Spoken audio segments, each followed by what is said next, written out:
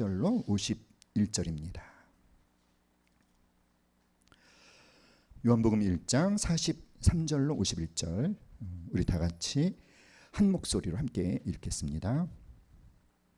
43절 시작. 이튿날 예수께서 갈릴리로 나가려 하시다가 빌립을 만나 이르시되 나를 따르라 하시니 빌립은 안드레와 베드로와 한 동네 벳세다 사람이라. 빌립이 나다나엘을 찾아 이르되 모세가 율법에 기록하였고 여러 선지자가 기록한 그 일을 우리가 만났으니 요셉의 아들 나사렛 예수니라. 나다나엘이 이르되 나사렛에서 무슨 선한 것이 날 수 있느냐? 빌립이 이르되 와서 보라 하니라. 예수께서 나다나엘이 자기에게 오는 것을 보시고 그를 가리켜 이르시되 보라, 이는 참으로 이스라엘 사람이라. 그 속에 간사한 것이 없도다. 나다나엘이 이르되 어떻게 나를 아시나이까? 예수께서 대답하여 이르시되 빌립은 너를 부르기 전에 내가 무화과 나무 아래 있을 때 보았노라. 나다나엘이 대답하되 랍비여, 당신은 하나님의 아들이시요 당신은 이스라엘의 임금이로소이다. 예수께서 대답하여 이르시되 내가 너를 무화과 나무 아래에서 보았다 함으로 믿느냐? 이보다 더 큰 일을 보리라. 또 이르시되 진실로 진실로 너희에게 이르노니 하늘이 열리고 오르락 내리락 하는 것을 보리라 하시니라. 아멘.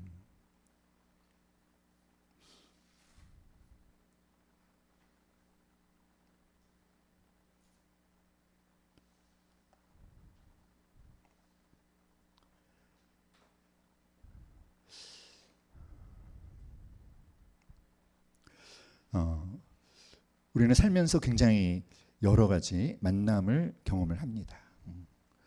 어떤 만남은 우리에게 굉장히 기쁜 그런 만남도 있지만 또 어떤 만남은 가브리엘 자분이 이런 말을 했어요.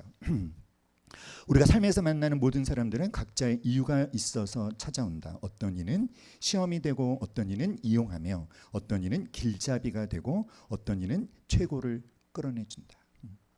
그런데 앞으로 우리가 만나는 모든 만남이 최고를 끌어내주는 그런 만남이 되기를 주님의 이름으로 축복합니다. 우리가 굉장히 중요한 만남들이 있죠. 어떤 만남들이 있을까요? 예를 들면 좋은 스승과의 만남. 여러분 학교 다닐 때 보면 어떤 과목을 가르치시는 선생님이 좋으면 그 과목이 좋아져요. 근데 제가 아는 어떤 분은 수학에 대한 흥미를 잃어버려가지고 완전히 수포자가 되었는데 누구 때문이었을까요? 수학 선생님 때문에. 수학을 별로 그렇게 싫어하는 분이 아니었는데 선생님을 잘못 만나갖고 수학에 대해서 그냥 완전히 흥미를 잃어버렸습니다. 그러니까 좋은 선생님을 만나는 것도 참 복이다라는 생각이 들어요. 그렇죠? 또 좋은 친구와의 만남, 그리고 평생을 함께할 배우자의 만남, 너무나 중요한 만남입니다. 그런데 그리스도인들에게 있어서 참 소중한 만남이 또 하나 있습니다. 어떤 만남이죠? 건강한 교회와의 만남. 건강한 교회를 만나서 건강한 말씀의 꿀을 먹고 사랑으로 하나 된 믿음의 공동체에서 서로 아픔과 또 기쁨을 함께 나누고 하나님의 일에 동역할 때 우리가 인생에서 만나는 그 어떤 풍파도 이겨낼 수 있는 위로와 힘을 얻게 되는 줄 믿습니다. 물론 그 어떤 만남보다도 가장 중요한 만남은 바로 예수님과의 만남이죠. 예수님과의 만남은 굉장히 질적으로 다른 만남입니다. 어떻게 다를까요? 예수님과의 만남은 우리의 인생을 근본적으로 바꾸어 주시는 만남입니다. 예수님을 제대로 만나면 내가 왜 살아야 되는지 삶의 이유를 찾을 수 있고 또 내 목적 자체를 변화시켜 주시죠. 오늘 본문에는 예수님을 만나서 정말 귀한 삶의 변화를 경험한 한 사람이 등장합니다. 누구냐면 바로 나다나엘입니다. 나다나엘은요, 예수님을 만나기 전까지 편견과 무력감 속에 살고 있던 사람이었습니다. 하지만 예수님과의 깊은 만남을 통해서 그가 갖고 있던 모든 편견이 사라져요. 상처도 사라지고 무력감도 사라지고 그는 자신을 예수님께 이제 드리는 예수님의 참 제자로 변화되게 됩니다. 간절히 바라기는 오늘 이 말씀을 통해서 나다나엘을 찾아오셔서 그의 삶을 온전히 변화시키셨던 그 예수님을 여러분도 만나실 수 있기를 간절히 기도합니다. 그래서 그 예수님이 여러분의 삶을 온전히 새롭게 변화시켜 주시는 그 은혜를 경험하기를 축원합니다. 예수님께서는 갈릴리로 가시다가 빌립을 만나서 나를 따라오라 말씀하셨죠. 빌립은 예수님을 만나고 이 예수님이 메시아임을 알게 되었어요. 그래서 곧바로 자기의 절친 나다나엘을 찾아가서 말합니다. 모세와 선지자들이 기록한 그분을 우리가 만났다. 바로 나사렛 예수시다. 그랬더니 그런데 빌립의 말을 들은 나다나엘의 반응은 어떻죠, 여러분? 굉장히 시큰둥합니다.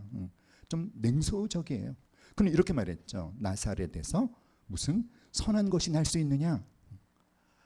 빌립은 왜 이렇게 냉소적인 반응을 했을까요?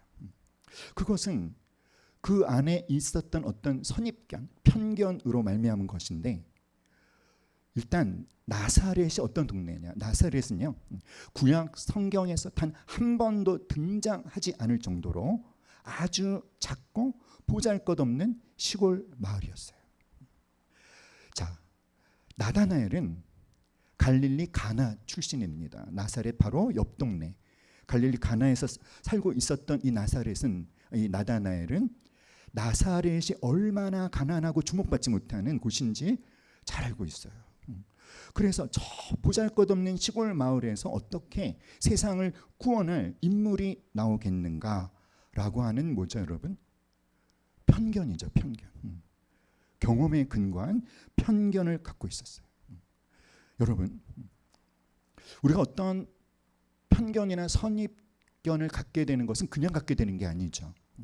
나름의 근거가 있습니다. 내가 갖게 된 편견과 선입견은 경험에 의해서 생겨요.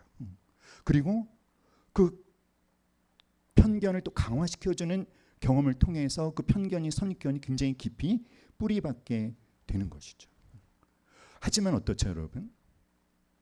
다 그런 건 아니에요. 그렇죠? 다 그렇지 않을 수도 있습니다. 내 편견이 틀릴 수도 있습니다. 때문에 우리는 어떤 편견과 선입견에 갇히지 말아야 됩니다. 나다나엘은 왜 또 이런 말을 했을까요? 왜냐하면 구약 성경에서 특별히 미가 선지자가 메시아의 탄생 장소에 대해서 예언하기를 메시아는 어디에서 탄생할 것이다? 베들레헴. 성경에 그렇게 예언되어 있었어요. 메시아의 탄생 장소는 베들레헴. 그러니까 나다나엘은 자신이 갖고 있는 성경 지식에 근거해서 나사렛에서는 메시아가 태어나거나 성장할 수 없다.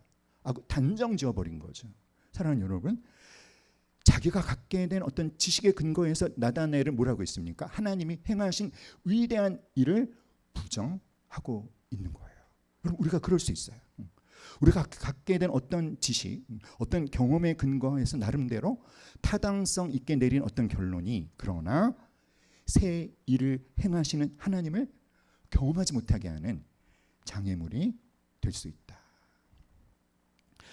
나다나엘이 또 이렇게 단칼에 거절하며 차갑게 반응한 또 다른 이유가 있는데 그것은요.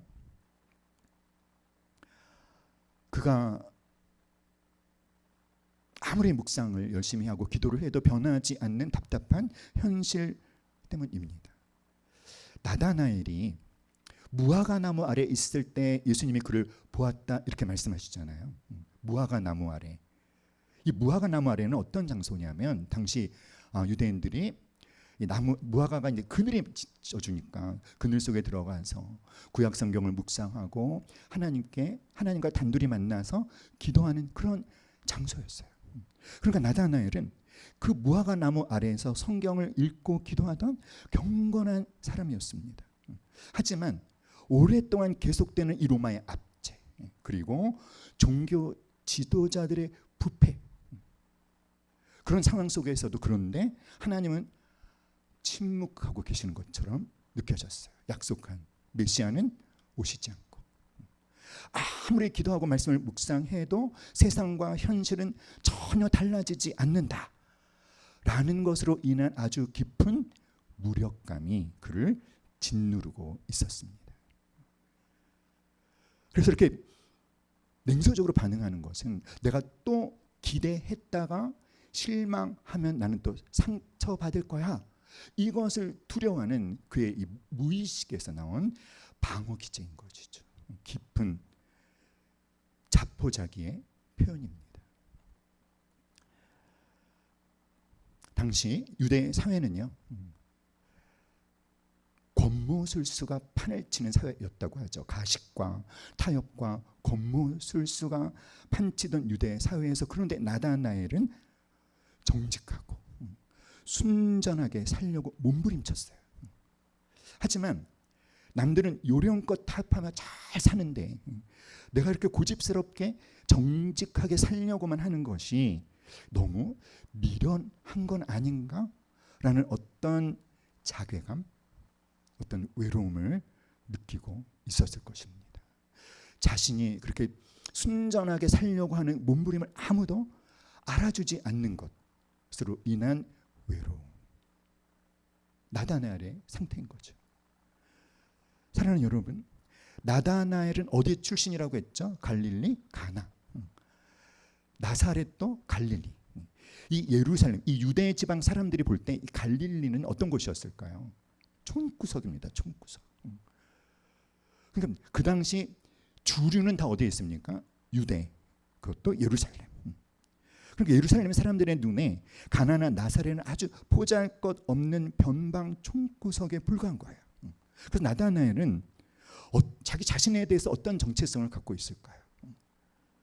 중심지도 아닌 변방에서, 변방 출신인 내가 무슨 대단한 일을 할 수 있을까? 그런 부정적인 자상을 나사렛에서 무슨 선한 것이 나올 수 있느냐로 투영하고 있는 것이죠. 사랑하는 여러분, 그러니까 나사렛에서 무슨 선한 것이 나올 수 있느냐라는 것은 사실은 뭘까요? 나다나엘의 열등감이에요.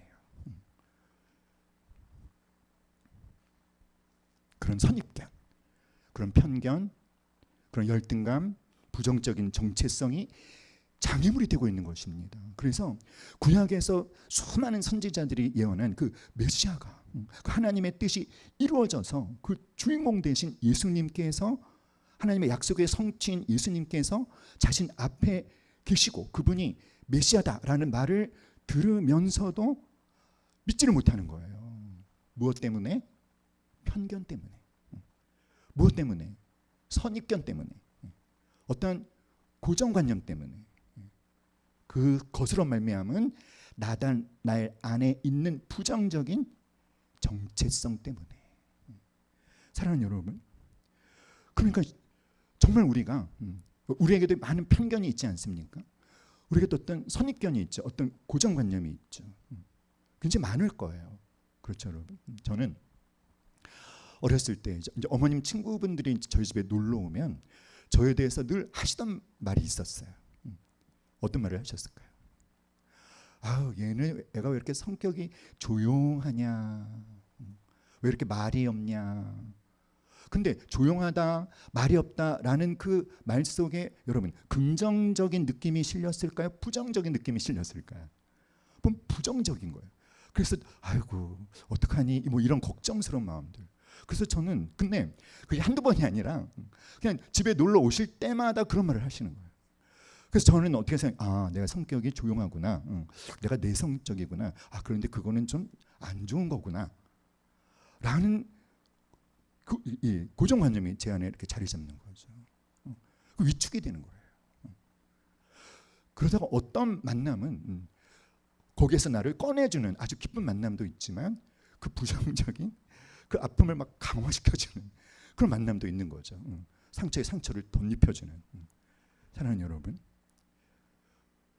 우리 안에 있는 편견이 뭔지를 우리가 발견할 수 있었으면 좋겠습니다. 어떤 나의 경험으로 생긴 어떤 결론들, 나의 어떤 얕은 지식으로 생긴 어떤 결론들, 그것에 우리가 나를 가두어 버릴 수 있습니다. 심지어는 누구조차도 가두어 버릴 수 있을까요? 하나님조차도 제한할 수 있다는 거예요. 편견과 선입견을 깨뜨려 주시는 나다나엘이 경험한 예수님을 우리 모두가 경험할 수 있기를 간절히 기도합니다. 나다나엘이 나사렛에서 무슨 선한 것이 날 수 있느냐라고 했을 때 빌립은 어떻게 했습니까? 빌립은 뭐 논쟁하지 않았어요. 그러나 아주 간단하게 말했죠. 뭐라고 얘기했죠? 와서 보라 그랬어요. 와서 보라. 우리가 이렇게 복음을 전하는 것이 여러분 논쟁하는 게 아닙니다. 말싸움에서 이기는 게 전도하는 게 아니죠. 그냥 그 사람이 직접 예수님을 만날 수 있도록 길을 안내해 주는 것. 그래서 빌립이 참 지혜로운 것 같아요. 막 설명하려고 하지 않았어요. 그렇죠? 와서 봐. 빌립아, 네 말이 맞을 수도 있는데 네가 와서 직접 그분을 한번 만나봐. 그러면 모든 게 달라질 거야. 그래서 나다나엘이 빌립 때문에 예수님을 만났고 그가 제자가 돼요. 사랑하는 여러분, 빌립이 한 이 일을 여러분도 해야 한다는 것을 잊지 않을 수 있기를 기도합니다. 예수님을 만나면 그 사람 마음속에 있었던 그 의심, 편견 자연스럽게 녹아내리고 그의 인생이 새로워지는 놀라운 일을 경험하게 될 거죠. 오늘의 빌립이 되시기를 주님의 이름으로 축복합니다. 나다나엘이 예수님께 다가왔을 때 예수님이 이렇게 말씀하셨어요. 보라, 이는 참으로 이스라엘 사람이라. 그 속에 감사한 것이 없도다. 자, 이 말이 무슨 말일까요? 이 사람이야말로 참으로 이스라엘 사람이다라는 것은 이 사람이야말로 참으로 진짜 하나님의 백성이다. 굉장한 인정입니다. 사랑하는 여러분, 사실 예수님의 이 말씀은 나다나엘 내면 속에 있는 그 깊은 외로움과 고독을, 그리고 그가 무화과 나무 아래에서 묵상하던 구약 말씀의 내용이 무엇인지를 예수님이 단번에 간파하신 예수님의 놀라운 통찰력을 보여주는 장면이에요. 이 말 앞에서 나다나엘의 마음이 순식간에 무너져 내려요. 그리고 주님께 고백하죠. 당신은 하나님의 아들이고 이스라엘의 임금입니다. 여러분, 궁금하지 않으십니까? 도대체 예수님의 이 말씀이 도대체 나다나엘에게 어떤 의미로, 어떤 경험으로 다가왔길래 그가 얼어붙은 그 마음이 사르르 눕고 예수님에 대한 위대한 신앙 고백을 하는 것일까? 사랑하는 여러분, 이 이스라엘이라는 이름의 뿌리는 누구죠? 야곱이죠. 야곱이 야복 나루에서 하나님과 씨름한 후 하나님은 그의 이름을 바꿔주셨어요. 야곱, 뜻이 뭐죠 여러분? 속이는 자, 사기꾼, 발뒤꿈치를 잡는 자. 근데 이 야복 나루에서 하나님과 씨름한 후에 하나님은 이 야곱의 이름을 이스라엘로 바꿔주셨는데 그의 환도뼈를 치셨습니다. 뭐죠 여러분? 속이는 자라고 살았던 야곱의 그 평생의 정체성을 완전히 깨뜨리신 거예요. 이름을 바꿔주셨다는 것은 그의 존재를 완전히 새롭게 하나님의 백성으로 바꿔주셨다는 것이죠. 사랑하는 여러분, 예수님께서 나다나엘에게 너 안에는 거짓이 없구나, 너는 진짜 이스라엘 사람이구나 라고 하신 것은 너는 너의 조상 야곱처럼 속이고 막 사기치고 가식 떨지 않는 하나님이 원래 의도하셨던 진짜 하나님의 백성, 내 백성이구나. 어쩌면 나다나엘이 그 무화과 나무 아래에서 구약 성경을 묵상하고 이스라엘 역사를 묵상하고 하나님과 교제하며 기도하면서 하나님만큼은 나를 어떻게 보실까? 나의 이 순전한 주님을 향한 그 마음을 하나님은 어떻게 보실까? 그런데 그 대답을 듣는 거예요. 내가 안다는 것입니다.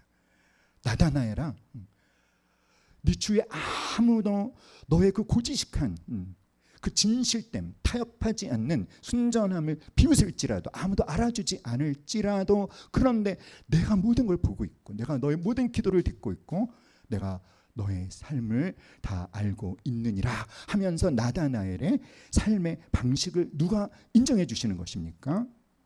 예수님이 누구시죠, 여러분? 성자 하나님이시잖아요. 나다나엘의 그 모든 묵상과 기도, 나다나엘의 기도를 들으신 분이 누구십니까? 예수님이신 거예요. 아신다는 것입니다. 얼마나 감격스러웠을까요? 사랑하는 여러분, 저는 전율을 느껴졌을 것 같아요. 여러분, 그 예수님을 경험하시기를 간절히 기도합니다. 보라, 이는 참으로 이스라엘 사람이라 그 속에 간사한 것이 없도다 라고 하는 이 예수님의 말씀이 나다나엘에게는 이렇게 들렸을 것 같아요. 우리 한번 예수님이 된 것처럼, 예수님이 나다나엘에게 말하는 것처럼 한번 함께 말해볼까요? 시작. 나다나엘아, 너는 나사렛에서 무슨 선한 것이 나오겠냐며 퉁명스럽게 말했지만 나는 네가 남들처럼 외식하지 않고 무화과 나무 아래에서 진실하게 하나님을 찾으며 아파하던 그 순수한 마음을 다 알고 있다. 너는 세상의 가식에 물들지 않은 진짜 하나님의 백성이다. 아멘. 감격스러운 것이죠. 그 나다나엘은요, 깜짝 놀랍니다. 그래서 그는 이렇게 물어봤어요. 어떻게 나를 아시나이까? 주님, 제가 지금까지 그렇게 몸부림치며 살았다는 것을 어떻게 아시죠? 깜짝 놀랐어요. 그것에 대해서 본인도 자신감을 잃어가고 있었어요. 내가 너무 미련한 거 아닐까? 이 모든 것이 쓸데없는 짓 아닐까? 그런데 아니라는 거예요. 인정해 주시는 거예요. 너야말로 진짜 내 백성이다. 할렐루야. 그랬더니 예수께서 대답하여 이르시되 빌립이 너를 부르기 전에 네가 무화과 나무 아래 있을 때 보았노라. 할렐루야. 사랑하는 여러분, 무화과 나무 아래가 어떤 장소라고 했죠? 나무 그늘을 제공해 주는 장소이기 때문에 그 당시 유대인들의 집은 굉장히 좁았대요. 그래서 홀로 하나님 앞에 나가서 성경을 읽고 은밀하게 하나님과 함께 기도하는, 하나님께 기도하는 장소가 무화과 나무 아래라는 거예요. 나다나엘은 아무도 보지 않지만, 아무도 알아주지 않지만 꾸준히 계속해서 하나님을 찾으며 무화과 나무 아래에서 은밀하게 기도하고 있었던 것이죠. 그것을 주님이 말씀해 주시는 거예요. 내가 다 들었다. 내가 다 들었다. 내가 다 보았다. 내가 너를 안다. 할렐루야. 사랑하는 여러분, 그러자 그는 신앙 고백을 합니다. 라피어, 당신은 하나님의 아들이시오. 당신은 이스라엘의 임금이로소이다. 사랑하는 여러분, 지금 나다나엘에게 무슨 일이 일어난지 아십니까? 나다나엘의 그 선입견과 편견으로 말미암은 부정적인 자아 정체성, 변방 출신 같은 보잘것없는 나, 무슨 대단한 일이 내게서는 일어나지 않을 거다라는 생각에 사로잡혀 있는 이 나다나엘이, 그런데 새로운 삶의 주인을 만나는 거예요. 당신은 하나님의 아들이시오. 당신은 이스라엘의 왕이십니다.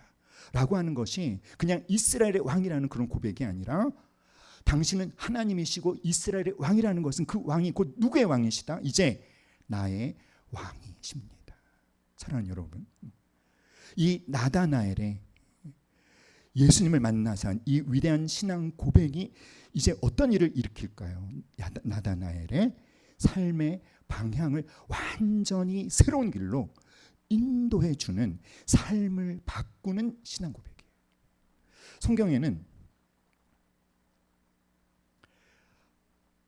예수님이 단지 인간이 아니라, 예수님이 단지 선지자가 아니라, 예수님이 단지 선생님이 아니라 하나님이심을 깨닫고 그분 앞에서 신앙 고백을 한 후에 그 삶이 놀랍게 변화된 사람들이 많이 등장합니다. 그들의 신앙 고백, 베드로는 뭐라고 고백했죠, 여러분? 주는 그리스도시요 살아계신 하나님의 아들이십니다. 도마는 나의 주, 나의 하나님이십니다. 그 사형을 집행했던 백부장은 이방인, 여러분, 이게 이방인의 입에서 나온 예수님에 대한 최초의 신앙 고백이에요. 이 사람은 진짜 하나님의 아들이었도다. 바울은 다메섹으로 예수 믿는 자 체포하려고 가다가 빛으로 나타나신 예수님을 만나서 주여 누구십니까? 그리고 나서 그는 이제 모든 사람 앞에 서서 예수가 하나님의 아들이심을 전파합니다. 여러분, 이 베드로, 도마, 백부장, 바울의 이 신앙 고백은 그냥 입술의 고백으로 끝나지 않았죠. 이 신앙 고백은 그들이 무엇을 바꿨습니까? 삶을 완전히 바꿨어요. 겁 많고 두려움에 사로잡혀 있던 베드로가 성령 받고 이제 초대교회 위대한 지도자가 되지 않습니까? 끝까지 의심해서 나는 예수님을 직접 보지 않고는 믿지 않겠다라고 의심 많았던 그 도마가 예수님을 직접 만나고 그 손과 그 옆구리를 확인한 다음에 이제 이 도마가 예수 그리스도를 담대하게 하나님의 아들 메시아로 증거하는 사람이 되지 않습니까? 사랑하는 여러분, 나다나엘은 뭐라고 고백했다고요? 당신은 하나님의 아들이시오. 당신은 이스라엘의 임금 1호소이다. 나다나엘을 이렇게 고백하니까 우리에게 이 교훈을 그가 알려주는 거죠. 함께 말해볼까요? 시작. 참된 신앙은 단순한 교리를 배우고 고개를 끄덕이는 것이 아니다. 나를 깊이 아시는 주님 앞에 나 자신을 겸손히 내어드리고 그분을 내 삶의 주인으로 모시고 그분을 따르는 것이다. 삶을 바꾸는 신앙 고백, 그 고백이 우리 모두에게도 필요한 줄 믿습니다. 여러분의 주님을 향한 신앙 고백은 무엇인지. 나다나엘이, 베드로가, 도마가, 바울이 그런 신앙 고백을 할 수 있었던 그 과정에는 뭐가 있었죠, 여러분? 예수님과의 아주 깊은 만남. 나다나엘이 경험한 예수님은 어떤 예수님이셨습니까? 그 안에 자리 잡은 편견을 완전히, 그것이 얼마나 잘못된 생각이었는지 그 편견과 선입견을 깨뜨려 주시는 그 예수님. 그 무력감에 사로잡혀 있었던 나다나엘이 하나님의 인정을 받으면서 다시 일어나서 그가 꿈꿔왔던 그 길을 계속 나갈 수 있게 해주시는, 힘을 주시는 예수님. 여러분, 그 예수님을 오늘의 우리가 오늘의 무화과 나무 아래에서 깊이 더 온전히 실제적으로 경험함으로 말미암아 우리 모두의 입술에서도 주님을 향한 삶을 바꾸는 위대한 신앙 고백이 고백되어질 수 있기를 주님의 이름으로 축복합니다. 나다나엘이 깜짝 놀랐어요. 그러자 예수님 말씀하시죠. 예수께서 대답하여 이르시되 내가 너를 무화과 나무 아래에서 보았다 함으로 믿느냐? 이보다 더 큰 일을 보리라. 이보다 더 큰 일은 뭘까요?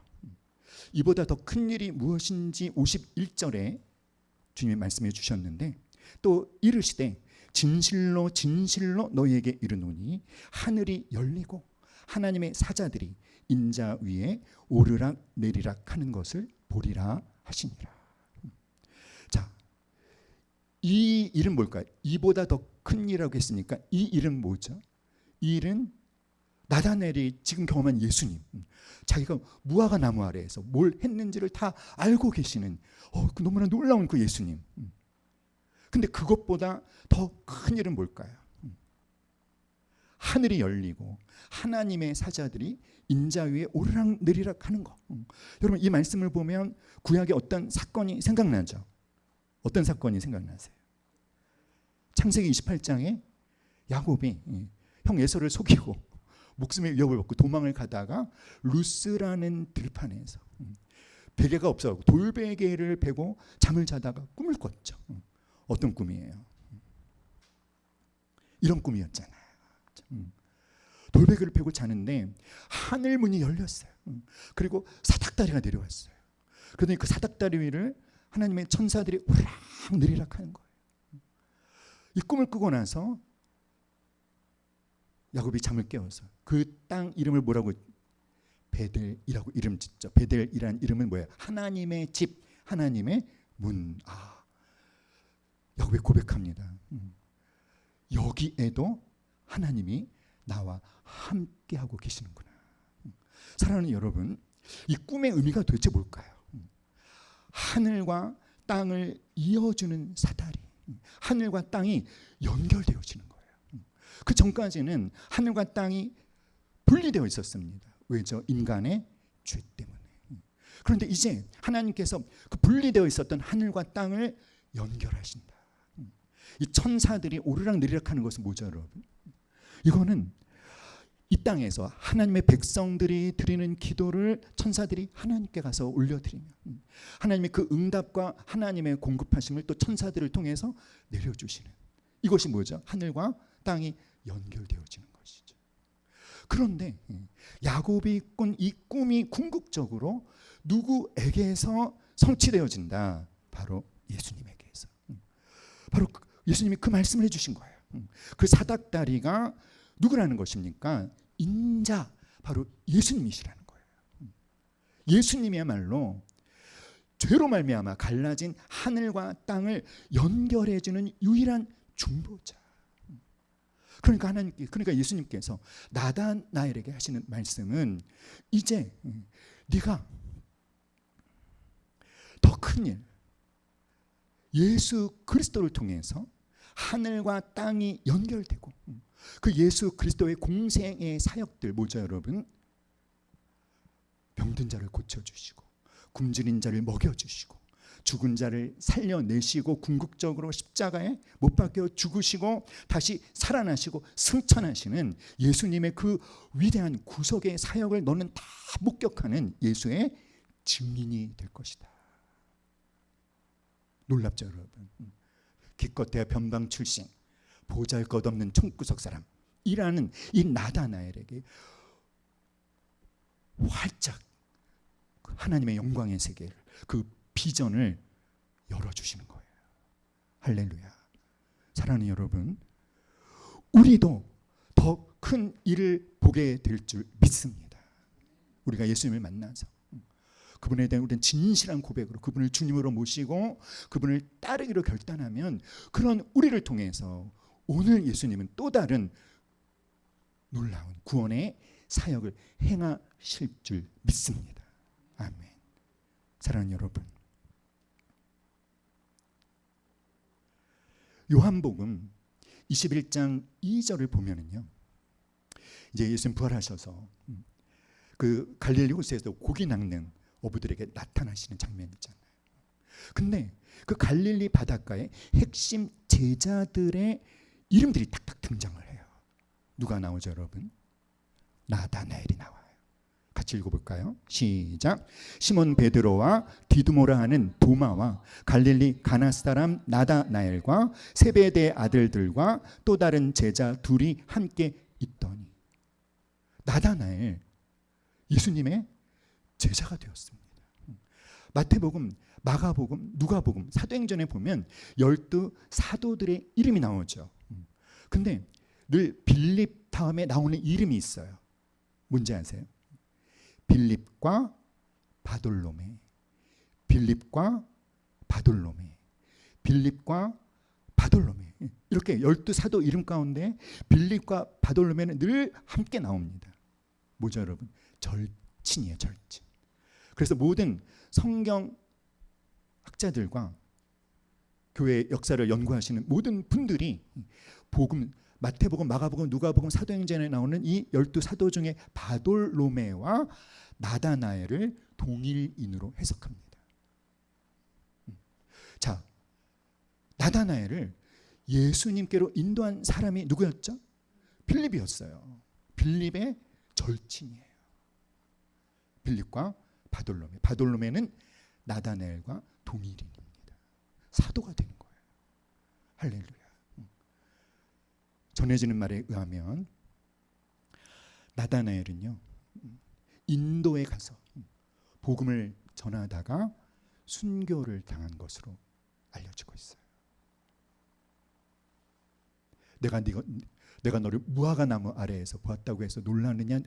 이보다 더 큰 일을 보리라. 보는 거죠. 사랑하는 여러분, 12사도들이 마지막에 똑같아요. 한 명도 빠짐없이. 어떻게 똑같죠? 방식은 다르지만 다 순교를 당했어요. 그래서 많은 분들이 생각합니다. 도대체 저분들에게 예수님은 누구시길래, 복음이 무엇이길래, 하나님의 나라가 무엇이길래 저렇게 한결같이 순교당하셨지? 뭘까요, 여러분? 뭔가가 있는 거죠. 그 뭔가가 무엇입니까?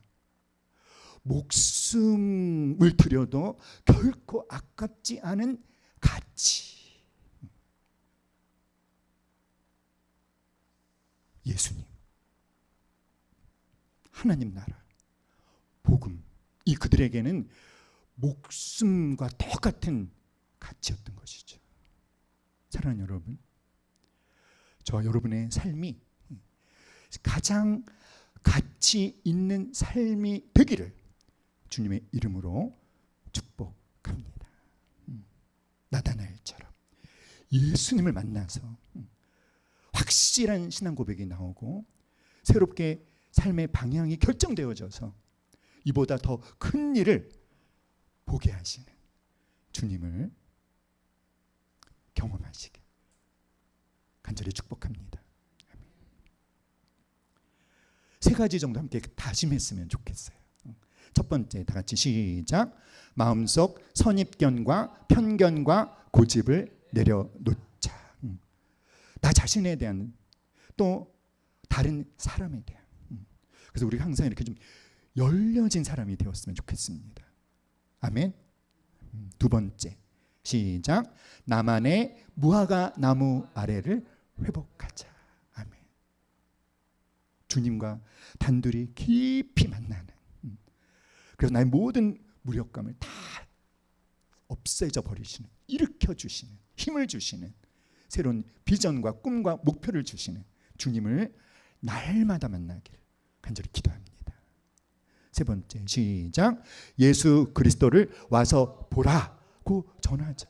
빌립은요 아주 간단한 거죠. 와보라. 와보라 전도법이라고 하잖아요. 여러분 보세요. 이 편견과 선입견과 무력감에 완전히 찌들어 있던 나다나엘이 누구 때문에 예수님을 만났죠? 빌립 때문에. 그래서 그가 어떻게 됩니까? 위대한 사도 중에 한 사람이 되잖아요. 여러분, 우리 눈에는 아무것도 아닌 것처럼, 뭐 대단한 일을 할 수 없는 것처럼 보이는 그 누가, 근데 내가 그를 예수님께로 인도하면 예수님은 그를 변화시키셔서 하나님 나라의 주인공이 되게 하실 수 있다. 믿습니까? 아멘. 그래서 따라합시다. 예수 그리스도를, 시작. 예수 그리스도를 와서 보라고 전하는 우리가 되기를 기도합니다. 아멘. 찬양하겠습니다.